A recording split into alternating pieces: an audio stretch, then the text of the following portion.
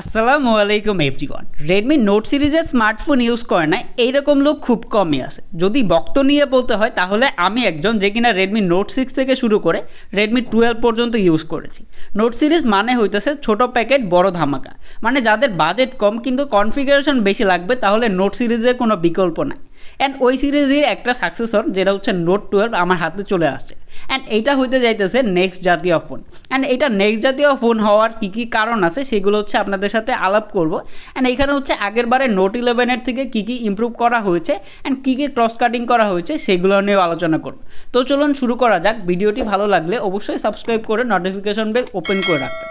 এই ফোনটি আমাদেরকে স্পন্সর করেছে এসকে টেলিকম। তাদের শপের অ্যাড্রেস হচ্ছে গাজীপুর চৌরাস্তা শাপলা ম্যানশনের 14th তলায়। তাদের কাছে আপনারা রেডমির সকল স্মার্টফোন পেয়ে যাবেন অ্যান্ড স্ক্রিনে দেখানো যে গিফটগুলো দেখতেছেন তাদের কাছ থেকে পারচেস করলে পেয়ে যাবেন। এই ফোনটি হাতে ধরার পর সবার আগে আপনার মন কেড়ে নিবে এটার weight distribution and light weight. এটা হচ্ছে অনেকটা light weight and handy feel হয়, মানে এক হাতে ভালোভাবে ইউজ করতে পারতেছিলাম, কোনো রকম প্রবলেম খেয়াল করিনি। মানে যারা হচ্ছে অনেকক্ষণ ফোন ইউজ করেন তাদের জন্য এটা কোনো রকম প্যারা দিবে না। অ্যান্ড এটার ওয়েটটা হচ্ছে পুরো বডিতে খুবই ভালোভাবে ইমপ্লিমেন্ট করা হয়েছে, যার ফলে এতটা ওয়েট ফিল হয় না। আর এটার ওয়েট হচ্ছে 183 গ্রাম আর এটার থিকনেস হচ্ছে 7.9 মিলিমিটার। আর এর সাইডে ব্যবহার করা হয়েছে ফ্ল্যাট ফ্রেম ডিজাইন। তবে এটার কর্নারগুলো কিছুটা এজি ছিল, যার ফলে শক্ত হাতে ধরলে কিছুটা লাগে, তার জন্য অবশ্যই ব্যাক কভার লাগিয়ে রাখবেন। অ্যান্ড এটার ব্যাকপ্যাডে হচ্ছে গ্লাস্টিক বিল্ড ব্যবহার করা হয়েছে। এখানে হচ্ছে গ্লাস বিল্ড দিলে আর একটু প্রিমিয়াম ফিল হইতো। তবে এটা একটা ভালো দিক হচ্ছে যে এটা হাত থেকে পড়লে ভাঙার কোনো চান্স নাই। তবে এটা অনেক বেশি ফিঙ্গার ক্যাচ করে অ্যান্ড দাগ পড়ে যাবে, যার জন্য অবশ্যই ব্যাক কভার অথবা ব্যাক পলি লাগিয়ে রাখবেন। অ্যান্ড এটার যে ক্যামেরা মডিউলটা আছে এটা হচ্ছে কিছুটা উঁচু অ্যান্ড এখানে হচ্ছে বালু জমে যায়। অ্যান্ড এটার যদি পোর্টস অ্যান্ড বাটন নিয়ে বলতে হয় তাহলে ডান পাশে থাকছে power button and volume rocker. Power বাটনে প্লেস করা হয়েছে সাইড মাউন্টেড ফিঙ্গারপ্রিন্ট, যেটা হচ্ছে যথেষ্ট ফাস্ট অ্যান্ড অ্যাকুরেট। উপর দিকে থাকছে IR blaster and 3.5mm headphone jack, যেটা আমার কাছে খুবই ভালো লাগে। আর বাম পাশে আসলে আপনারা সিমট্রে পেয়ে যাবেন। আর নিচের দিকে আসলে পাচ্ছেন main microphone, type C port and speaker grill. ভালো ব্যাপার হইতেছে যে এখানে হচ্ছে ডুয়েল স্টেরিও স্পিকার দেওয়া হয়েছে, যেটা হচ্ছে যথেষ্ট লাউড। তবে এটা হচ্ছে ফুল সাউন্ড দিলে কিছুটা ডিস্টরশন খেয়াল করেছি, মানে ফুল সাউন্ড দিলে গানের কোয়ালিটিটা কিছুটা কম হয়ে যায়, মানে কিছুটা ডিস্টরশন মনে হয় আর কি। তো লন ডিসপ্লের দিকে জায়গা, এইটার ডিসপ্লেতে ব্যবহার করা হয়েছে 6.67 ইঞ্চের একটি full HD plus AMOLED display, যার রেজুলেশন হচ্ছে 1080x2400 পিক্সেল। আর এটার পিপিআই হচ্ছে 395 পিপিআই। আর এর স্ক্রিন টু বডি রেশিও হচ্ছে 85%। ফুল এইচডি প্লাস ডিসপ্লে, তার উপরে হচ্ছে অ্যামোলেড, যার ফলে মিডিয়া কন্টেন্ট ওয়াচিং এক্সপিরিয়েন্স খুবই ভালো ছিল। যারা মূলত মুভি লাভার আছেন তাদের জন্য অবশ্যই এটা একটা বেস্ট ডিসপ্লে। তবে এটা আসলে স্যামসাংয়ের অ্যামোলেডের মতো এতটা কালারফুল না, এটা হচ্ছে কিছুটা কুল টোনের। তবে এখান থেকে হচ্ছে আপনারা কাস্টমাইজ করে নিতে পারবেন।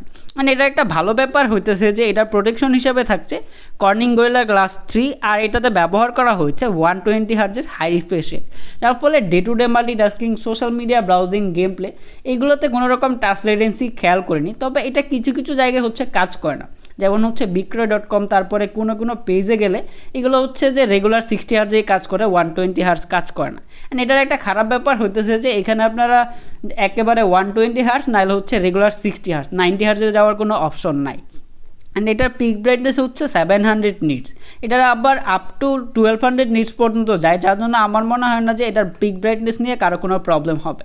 এটা ইনডোর অ্যান্ড আউটডোরে খুবই ভালোভাবে ইউজ করতে পারবেন, কোনো রকম প্রবলেম হবে না। তবে ডিরেক্ট সানলাইটে গেলে কিছুটা প্রবলেম হতে পারে। এটার ভিউইং অ্যাঙ্গেল ভালো ছিল, কোনো রকম নেগেটিভিটি খেয়াল করিনি। অ্যান্ড এটার যে পানসোলটা আছে এটা রেগুলার ছোট, তবে যখন আপনারা মেসেঞ্জার বা ভিডিও কলে কথা বলবেন এটা হচ্ছে বড় হয়ে যায়। এটা আসলে সফটওয়্যারের জন্য বা কিসের জন্য এটা আসলে ক্লিয়ার করে বলতে পারতেছি না। এই ফোনটি রেয়ারে থাকছে ট্রিপল ক্যামেরা সেটআপ, যার মেইন ক্যামেরাটি হচ্ছে 50 মেগাপিক্সেলের মেইন সেন্সর, আর এটা হচ্ছে 8 মেগাপিক্সেলের আলট্রা ওয়াইড, আর এটা হচ্ছে 2 মেগাপিক্সেলের ডেপথ সেন্সর। আর এর ফ্রন্টে আসলে পাচ্ছেন 13 মেগাপিক্সেলের সেলফি ক্যামেরা। যদি ভিডিও নিয়ে বলতে হয় তাহলে এইটা দিয়ে আপনারা সর্বোচ্চ 1080p 30 fps ভিডিও রেকর্ড করতে পারবেন। যদি এটার পিকচার কোয়ালিটি নিয়ে বলতে হয় তাহলে অবশ্যই এইটা এই প্রাইস পয়েন্টে বেস্ট ক্যামেরা সেটআপ বলা যায়। এটার তোলা ছবিগুলো আমার কাছে খুবই ভালো লেগেছে, কেননা এটা হচ্ছে অনেকটা বেশি ডিটেলস ধরে রাখতে পারে। আর এটা পোর্ট্রেট নিয়ে কি বলবো, একেবারে পুরাই অস্থির। এটার তোলা ছবিগুলো আপনারা দেখলে আপনারাই বুঝতে পারবেন যে এটা তোলা ছবিগুলো আসলে কেমন ছিল। ব্যাক ক্যামেরা ভালো ছিল, বাট ফ্রন্ট ক্যামেরাটা আমার কাছে অতটা ভালো লাগে নাই, এখানে আরেকটু ইমপ্রুভের দরকার আছে। তো ছবিগুলো দিয়ে দিলাম, আপনারাও দেখে নেন।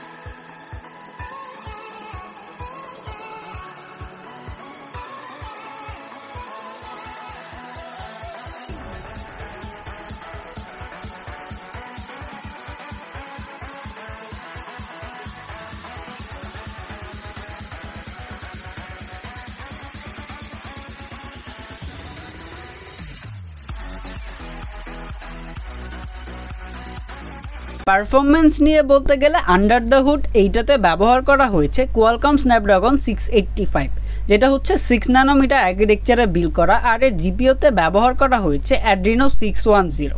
অ্যান্ড এইখানে আপনারা র্যাম রোম ভেরিয়েন্টে পাচ্ছেন 6GB RAM and 128GB internal storage, আর এর স্টোরেজ টাইপ হচ্ছে UFS 2.2, আর এখানে আপনারা 1TB পর্যন্ত মেমোরি এক্সপান্ড করতে পারবেন।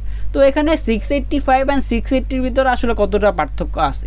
আসলে এইখানে ওইরকম কোনো পার্থক্য নাই, জাস্ট হচ্ছে 685টা কিছুটা ওভারক্লক করা হয়েছে। 685 অ্যান্ড 6GB র্যামের সুবাদে day to day multitasking, social media browsing ভালোভাবেই করে নিতে পারতেছিলাম, ওইরকম কোনো ল্যাগ বা হিকাপের দেখা পাইনি। তার পাশাপাশি হচ্ছে 120 Hz, যার জন্য আমার মনে হয় না যে যারা হচ্ছে day to day multitasking, social media browsing মানে টুকটাক কাজকর্ম করেন, তাদের এইটা নিয়ে কোনো রকম প্রবলেম হবে না। অ্যান্ড এটা দিয়ে হচ্ছে যে আমি কাইনমাস্টারে এডিট করেছিলাম, কাইনমাস্টারে হচ্ছে 10 মিনিটের একটা ভিডিও রেন্ডারিং হতে প্রায় 10 মিনিটের মতো সময় লাগে। এছাড়া যদি গেম প্লে নিয়ে বলতে হয় তাহলে এটা দিয়ে আমি কল অফ ডিউটি, তারপরে হচ্ছে অ্যাসপ্রক 9 আর হচ্ছে ফ্রি ফায়ার এগুলো খেলেছিলাম। কল অফ ডিউটি হচ্ছে হাই গ্রাফিক্সে ম্যাক্স ফ্রেম রেটে খেলতে পারবেন, অ্যান্ড গেম প্লে যথেষ্ট ভালো ছিল, ওইরকম কোনো ল্যাগ বা হিকাপের দেখা পাই না। বাট অনেকক্ষণ খেলার পরে হচ্ছে ফোনটা ভালোই গরম হচ্ছিল। অ্যান্ড এইটাতে হচ্ছে অ্যাসপ্রক 9 খেলেছিলাম, এটাও ভালোভাবে চলতেছিল, গ্রাফিক্স ঠিকঠাকই ছিল। তবে গাড়িগুলো যখন ক্র্যাশ করে তখন কিছুটা ফ্রেম ড্রপের দেখা পেয়েছি।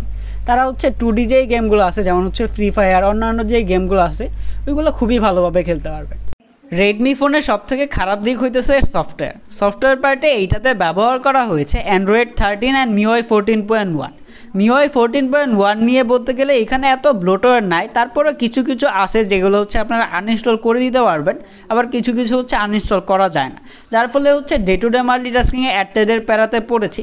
তাছাড়া ওই রকম কোনো ল্যাগ বা হিকাপের দেখা পায় নাই, ব্যাকগ্রাউন্ডে হচ্ছে যে 8-10টা অ্যাপ রেখে কাজ করা যায়, কোনো রকম ল্যাগ বা স্টার্টারের দেখা পায় নাই।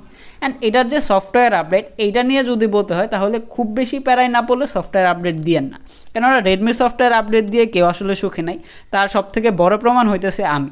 অ্যান্ড এটা সফটওয়্যার আপডেট দেওয়ার পর হচ্ছে ক্যামেরা আগের মতো থাকে না, অ্যান্ড ল্যাগ বা হিকাপের দেখা তো পাবেনই, দেখবেন যে একটা অ্যাপ ইউজ করতেছেন তারপরে হচ্ছে যে ফোন ল্যাগ টেক করে একেবারে একাকার। তো সব কিছুই তো বললাম, এখন হচ্ছে ব্যাটারি। এটার ব্যাটারিতে ব্যবহার করা হয়েছে 5000 mAh ব্যাটারি। যদি এটার ব্যাটারি ব্যাকআপ নিয়ে বলতে হয় তাহলে এটা দিয়ে day to day multitasking, social media browsing যারা মূলত মডারেট ইউজার আছেন তারা হচ্ছে অনায়াসে 1.5 থেকে 2 দিনের মতো ব্যাটারি ব্যাকআপ পেয়ে যাবেন। যারা মূলত হার্ডকোর ইউজ করেন, গেম প্লে করেন, তারা হচ্ছে 9.5 ঘন্টার মতো স্ক্রিন অন টাইম পেয়ে যাবেন। এর বড় কারণ হচ্ছে এটার চিপসেটটা এতটা পাওয়ার হাঙ্গ্রি না, আর চার্জ নিয়ে চিন্তা করার কোনো কারণ নাই, কেননা এটার বক্সে দেওয়া হয়েছে 33 ওয়াটের একটা ফাস্ট চার্জার, যেটা দিয়ে এই ফোনটা ফুল চার্জ হইতে 1 ঘন্টা 10 মিনিটের মতো সময় লাগে। তো সবশেষে যদি এই ফোনটার ভালো খারাপ নিয়ে বলতে হয় তাহলে আমি বলবো যে এটার যে ডিজাইনটা আমার কাছে ভালো লেগেছে, তবে এখানে গ্লাস বিল্ড হলে আরেকটু প্রিমিয়াম ফিল হইতো। অ্যান্ড এটার যে ক্যামেরাটা আছে এটা আমার কাছে খুবই ভালো লেগেছে, রিয়ার ক্যামেরা পোর্ট্রেটগুলো পুরাই জোস ছিল, তবে ফ্রন্ট ক্যামেরাতে কিছুটা ঝামেলা করে, আসলে একসাথে দুইটা তো দিবে না। অ্যান্ড এটার যে ডিসপ্লেটা এটা অনেকটা ভাইব্রেন্ট অ্যান্ড অনেকটা পাঞ্চি কালার প্রোডিউস করে, অ্যান্ড 120 Hz হওয়ার জন্য আমার মনে হয় না যে এইটা নিয়ে কারো কোনো প্রবলেম হবে। অ্যান্ড ব্যাটারি ব্যাকআপ খুবই ভালো ছিল, ব্যাটারি ব্যাকআপ নিয়েও কারো কোনো প্রবলেম হবে না। তবে এখানে হচ্ছে 685-এর জায়গায় যদি অন্য কোনো 695 দিয়ে দিত তাহলে আমার মনে হয় যে আরেকটু বেটার আউটপুট পাওয়া যেত। তারপরও খারাপ না, তবে প্রাইস পয়েন্ট অনুযায়ী অবশ্যই ভালো একটা চিপসেট বলবো।